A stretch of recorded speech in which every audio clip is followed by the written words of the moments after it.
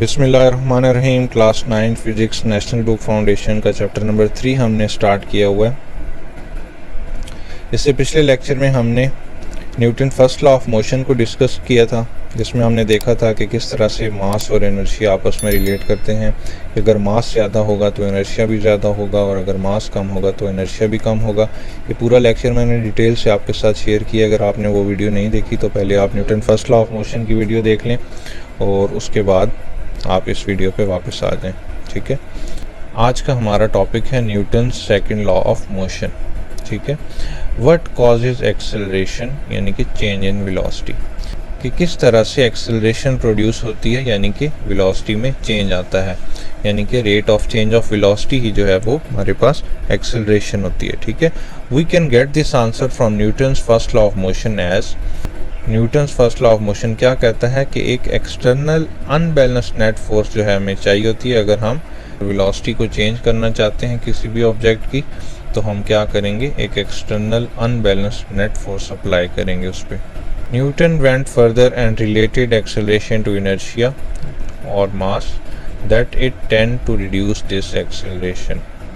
Sir Isaac Newton ने क्या किया कि Newton first law of motion के बाद सेकंड लॉ ऑफ मोशन दिया, उसमें उन्होंने एक्सेलरेशन और इनर्शिया को आपस में रिलेट किया। ठीक है, Newton first law of motion में उन्होंने इनर्शिया और मास को रिलेट किया था, लेकिन सेकंड लॉ में उन्होंने एक्सेलरेशन और इनर्शिया को रिलेट किया। किस तरह से वो हम देखते हैं।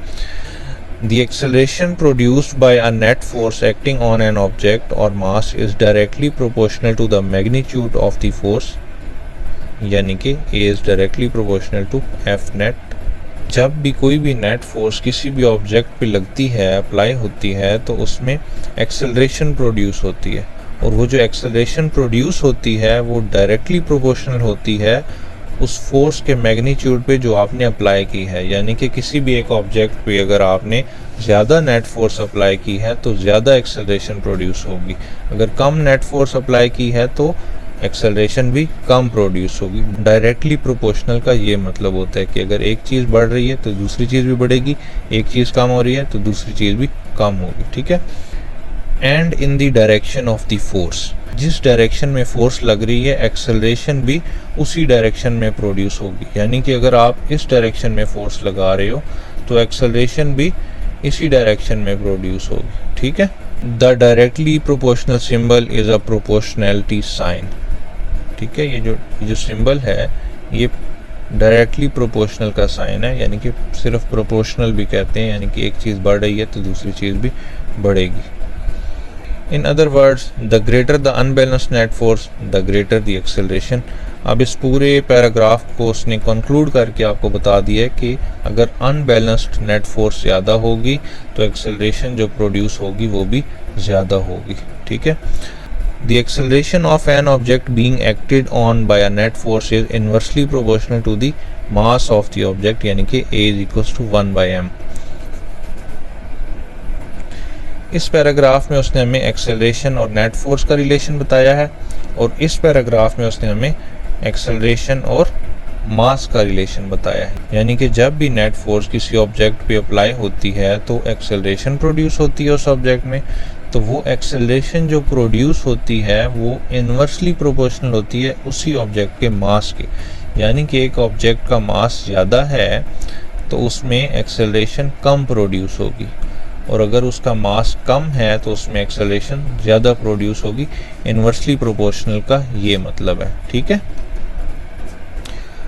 that is for a given unbalanced net force the greater the mass of an object smaller the acceleration। जब भी किसी भी ऑब्जेक्ट पे अनबैलेंस्ड नेट फोर्स हम अप्लाई करेंगे तो अगर उस ऑब्जेक्ट का मास ज़्यादा होगा तो एक्सेलरेशन थोड़ी प्रोड्यूस होगी, लेकिन अगर मास कम होगा तो एक्सेलरेशन ज़्यादा प्रोड्यूस होगी। ठीक है, ये लास्ट दो लाइन में उन्होंने हमें इसको कंक्लूड करके बताया है। ठीक है,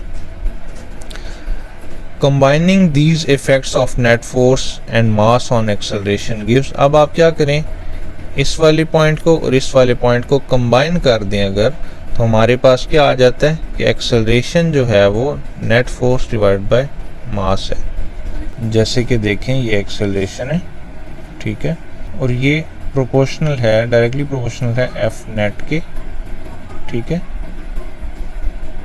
ये Newton second law of motion का फर्स्ट वाला पॉइंट है, और अब Newton second law of motion का सेकंड वाला पॉइंट कि जो एक्सेलरेशन है वो इन्वर्सली प्रोपोर्शनल होती है मास के, उसी ऑब्जेक्ट के जिसमें एक्सेलरेशन प्रोड्यूस हो रही है। अब आप क्या करें, इन दोनों को कंबाइन कर दें तो क्या मिलेगा, दोनों ए के इक्वल हैं, तो ए इज इक्वल्स टू ये एफ नेट है, एफ नेट, ठीक है, डिवाइडेड बाय ये 1/m है, यानी कि डिनोमिनेटर में है तो ये भी डिनोमिनेटर में यहाँ आ जाएगा। इस तरह से हम इन दोनों को कंबाइन करते हैं, ठीक है। तो एक्सेलरेशन आ गया एफ नेट बाय एम, यहाँ पे उसने ये लिखा है acceleration is equal to F net यानी कि net force by mass M, और इसी तरह से फिर ये चीज़ जैसे मैंने आपको भी लिख के दिखाई है उसने इस तरह से लिख लिया, ठीक है।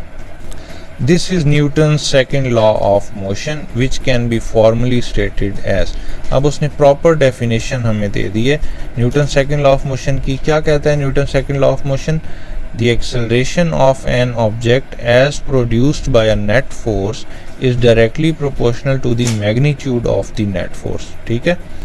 कि आप किसी भी ऑब्जेक्ट पे अगर नेट फोर्स अप्लाई करते हो तो उस नेट फोर्स की वजह से उस ऑब्जेक्ट में एक्सेलरेशन प्रोड्यूस होती है, और वो जो एक्सेलरेशन प्रोड्यूस होती है वो डायरेक्टली प्रोपोर्शनल होती है magnitude of the net force applied, यानी कि जो आपने नेट फोर्स अप्लाई की होती है अगर ज़्यादा अप्लाई की होगी तो एक्सेलरेशन भी ज़्यादा प्रोड्यूस होगी, नेट फोर्स कम अप्लाई की होगी तो एक्सेलरेशन भी कम प्रोड्यूस होगी। डायरेक्टली प्रोपोर्शनल का ये मतलब है, ठीक है।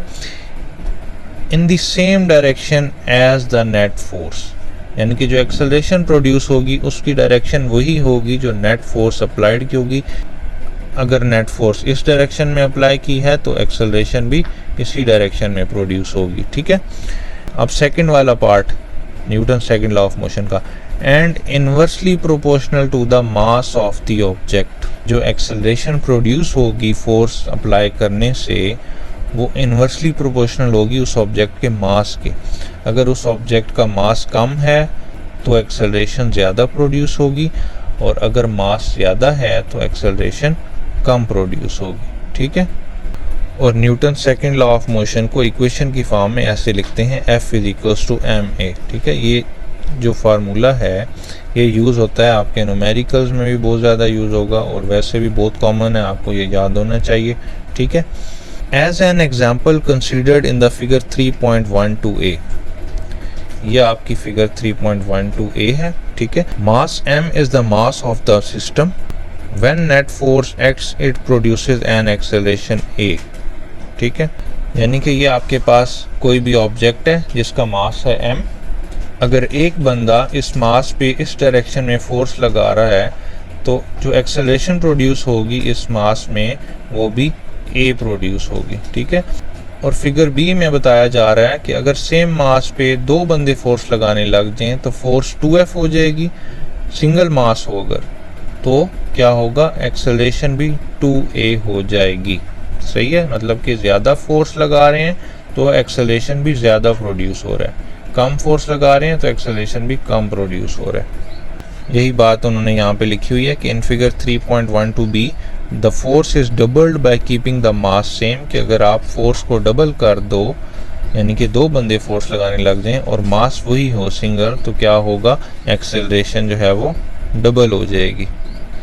Whereas in figure 3.12c the mass is doubled while force is kept the same, the acceleration is halved, यानी कि अगर आप फोर्स को सेम रखो जैसे कि यहाँ पे है फर्स्ट वाले में ए फिगर में फोर्स एक बंदा ही लगा रहा है और मास को डबल कर दो तो क्या होगा, एक्सेलरेशन हाफ हो जाएगी, ठीक है।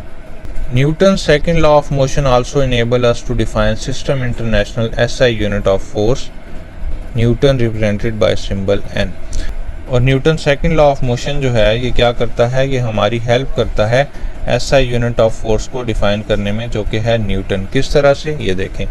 अगर आपसे पेपर में पूछा जाए कि डिफाइन न्यूटन, डिफाइन फोर्स नहीं, डिफाइन न्यूटन यानी कि यूनिट को डिफाइन करें फोर्स के, तो आप क्या कहोगे कि 1 Newton is defined as the force that produces acceleration of 1 metre per second square in a body of mass 1 kg, कि आप अगर 1 kg मास पे इतनी फोर्स लगाओ कि वो 1 मीटर पर सेकंड स्क्वायर की एक्सेलरेशन प्रोड्यूस कर ले, तो आप कहोगे कि जो मैंने फोर्स लगाई थी वो 1 न्यूटन थी। ठीक है, फिर से रिपीट कर देता हूँ कि आप इतनी फोर्स लगाओ किसी 1 केजी की ऑब्जेक्ट पे कि उसमें 1 मीटर पर सेकंड स्क्वायर की एक्सेलरेशन प्रोड्यूस हो जाए, तो आप कहोगे कि जो मैंने फोर्स लगाई है वो 1 न्यूटन है। ठीक है, इसको आप इस तरह से लिखते हो 1 Newton is equals to 1 kg multiply by 1 metre per second square, यानी कि देखो ये क्या है, ये F है। ठीक है, इज इक्वल्स टू ये 1 kg क्या है, ये मास है M। ठीक है, और ये 1 मीटर पर सेकंड स्क्वायर क्या है, ये एक्सेलरेशन है। तो देखें क्या बन गया, F is equals to ma। यही वाला फार्मूला जो मैंने आपको बताया है, ये बहुत ज़्यादा यूज़ होगा। ठीक है, और इसको आप सिंपल करके लिख लो तो ये, यानी कि 1 हटा दिया सिंपल, तो ये है Newton is equals to kg metre per second square. इसके बाद एग्जांपल 3.1 आपकी बुक में गिवन है, तो इसको देख लेते हैं। If the same engine is installed in a bus and car that applies a force of 300 newton, कि एक सेम कैपेसिटी का इंजन है, ठीक है, बस में भी कार में भी, जो कि कार और बस पे सेम फोर्स अप्लाई करता है 300 न्यूटन की। ठीक है, तो what acceleration will this engine produce in bus of mass 12,000 kg and a car of mass 1200 kg। आपको क्या कहा गया है, आपको कहा गया है कि हमारे पास एक इंजन है 3000 न्यूटन का।